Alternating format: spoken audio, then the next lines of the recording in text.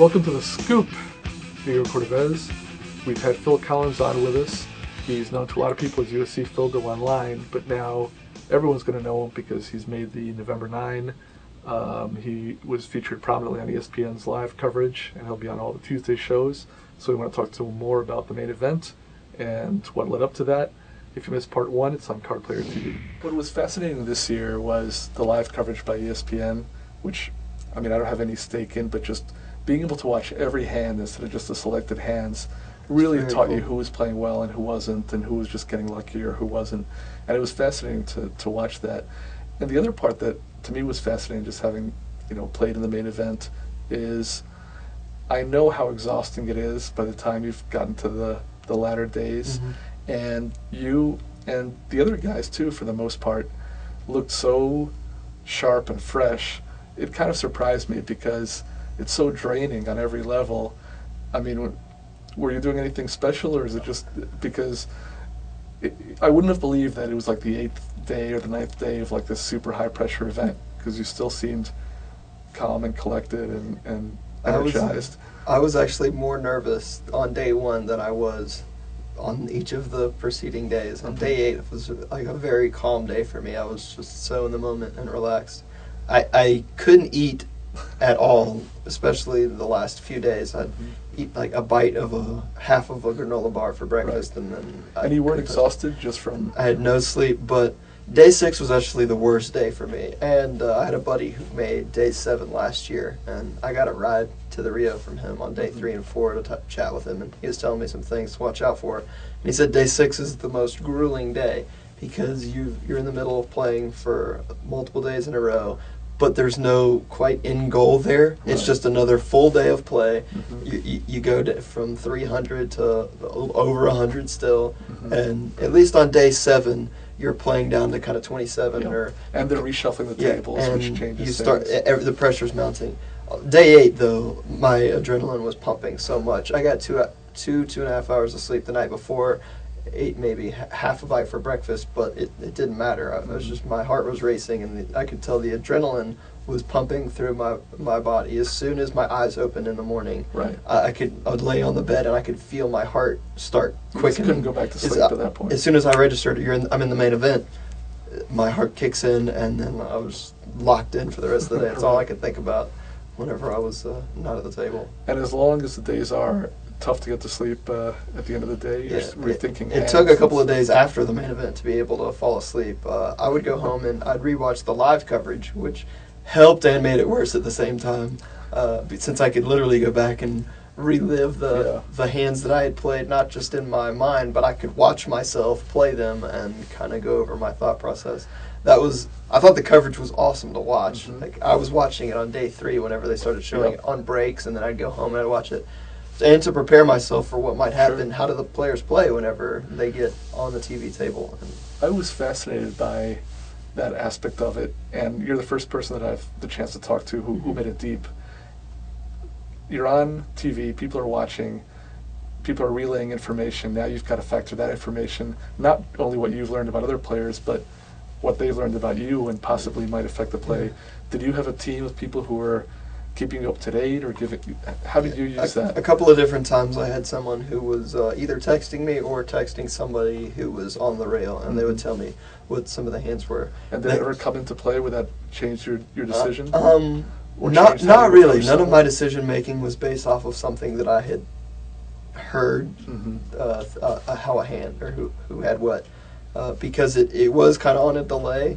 And you always just kind of try to stay in the moment. If something's happened, whenever they're showing it on a 30-minute delay or whatever, it's hard to even remember quite what hand they're talking about. And they may have, that hand they 3-bet you, they had this, or well, then they've 3-bet me since.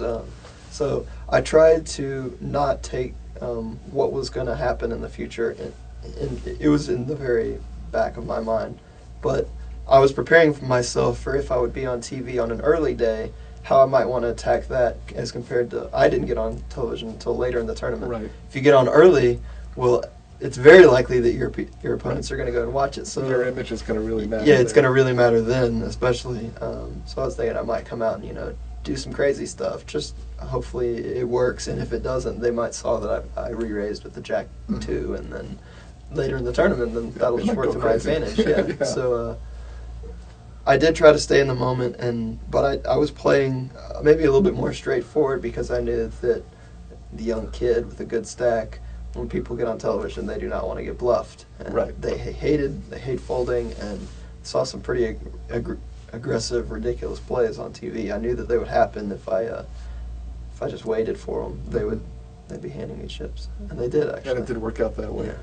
So because it's interesting, some players told me that like they wanted a rundown like of every hand, and on the breaks they would really study and try to use that in the early days. Yeah. But it sounds like you thought that might even be a distraction. Like if there was something critical you wanted to know, but otherwise you didn't want an overflow of information. Yeah. Poker is just a game of feel, and I don't want to be distracted by something that may have happened in the past. I like confirming my reads if I thought a guy was light, and then they tell me that, hey, he had this, that could help. Not knowing what people had pre-flop was a little different because a lot of the tricky spots are pre-flop, and you don't quite get to know what he's three-betting you with. You know that a lot of these players are balanced anyway, just because you saw they three-bet with a bad hand, like they're probably doing it with good hands as well. So I didn't try to make it too much of a distraction. So now, again, it'll be several months until November. You played with a lot of the guys at the final table over the last day or two. Do you have any special plans or strategy in terms of preparation? Well, I think the best preparation that I could have is just to play more poker. I'm already more live poker. More live poker. I think the best thing that I could do is make a big final table and have a practice one for $1 million before I have one for $8 million. That's what I was explaining to someone, which is that people say, well, I'm going to play these tournaments. It's like the final table is different from everything else because you're going to be playing short-handed. The dynamics are different. The pay structure makes it that a lot of dynamics come into play, whether people are playing to move up or not. So if you go play, even if you play in a World Series in Europe for big money, the first tables that you're at are not relevant to what it's going to be like. Even if there are great players there, it's day one or day two, and you're not in the money, and it's a full table, so it's not really. I know the beginning stages won't really compare to the final table, and that final table is the most unique one because of sponsorship deals as you move up, and the payout ridiculous payout increases. Even people who usually don't care about pay jumps are going to care about. Anyone. Ben Lamb, who's the most carefree person going into the final table, super hot. I'm sure is going to look at the jumps between. 4 million, 3 million. The next one's 4 million. Right, and then 6 million. And so, that final table will be very unique. And by the same regard, with preparing for it and looking at how everyone else is preparing, they're also going to be changing up their games, and they're going to be mixing it up. So you could go back and look how people played or how they looked whenever they had a hand, but you can expect them to come out and have a lot of the stuff. Ready for November as well. I have to think that it's an advantage to you in the sense that people know more about you than you know about them. I mean, you've got a significant history in online poker, in these tournaments.